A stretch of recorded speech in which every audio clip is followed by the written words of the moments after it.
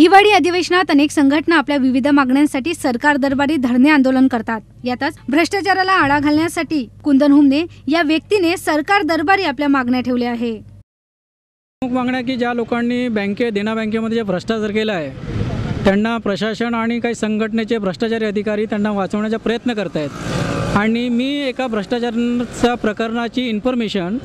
माझ्या controlling authority regional authority देना bank Nashik तसं बँकेचे chairman and managing director Dena bank head office यांना लिखित स्वरूपात दिल्यामुळे माझ्यावर दोघांनी संघटन आणि प्रशासन यांनी दोघांनी मिळून मला द्वेष भावनेतून कुठल्याही भ्रष्टाचारामध्ये इन्व्हॉल्वमेंट नसताना खोटे आरोप लावून आणि खोटे आरोप लावणारे सर्व शाखा प्रबंधक जे करोडो रुपयांच्या भ्रष्टाचारामध्ये ज्यांची इन्व्हॉल्वमेंट आहे त्यांच्यावर कुठलीही कारवाई प्रशासन करत नाही आहे आणि त्यांच्या खोट्या रिप्रेझेंटेशनमुळे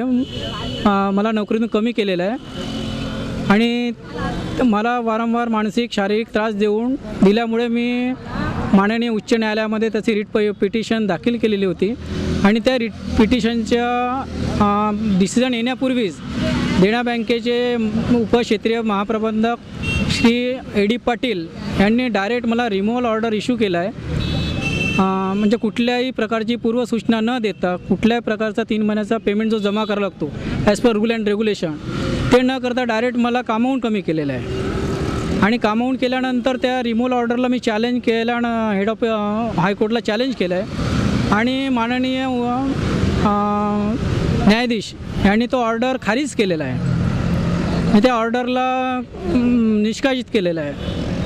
देना बँकेतील या भ्रष्टाचार करणाऱ्या अधिकाऱ्यांना योग्य शिक्षा व्हावी हे आव्हान यावेळी हुमने यांनी केले। कॅमेरा पर्सन अविनाश शेडवसह शिल्पा ठाऊकर, NBC न्यूज नागपूर।